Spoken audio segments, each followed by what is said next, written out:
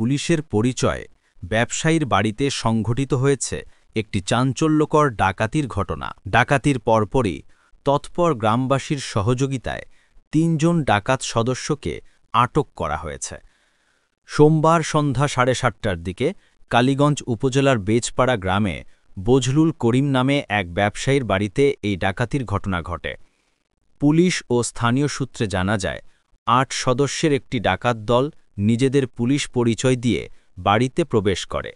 তখন বাড়িতে ব্যবসায়ীর স্ত্রী ছাড়া আর কেউ উপস্থিত ছিলেন না। মাদকদ্রব্যের অভিযানের কথা বলে তারা পুরো বাড়ি তল্লাশি করে, আলমারি ও শোকেসের ড্রয়ার ভেঙে প্রায় ১৫ থেকে ২০ ভরি স্বর্ণালঙ্কার এবং ২০,০০০ টাকা লুট করে নেয়। ডাকাত দলের সদস্যরা পালানোর সময় ওই নারীর চিৎকারে আশপাশের গ্রামবাসী ছুটে আসে। তাৎক্ষণিকভাবে ধাওয়া করে গ্রামের বিভিন্ন স্থানে ৩ ডাকাত সদস্যকে আটক করতে সক্ষম হয় তারা। পরে পুলিশ ও সেনাবাহিনী ঘটনাস্থলে গিয়ে আটক ডাকাত সদস্যদের থানায় নিয়ে যায়। কালীগঞ্জ থানার ভারপ্রাপ্ত কর্মকর্তা ওসি শফিকুল ইসলাম বলেন, খবর পেয়ে পুলিশ ও সেনাবাহিনী ঘটনাস্থলে গিয়ে ৩ ডাকাত সদস্যকে থানায় নিয়ে আসে।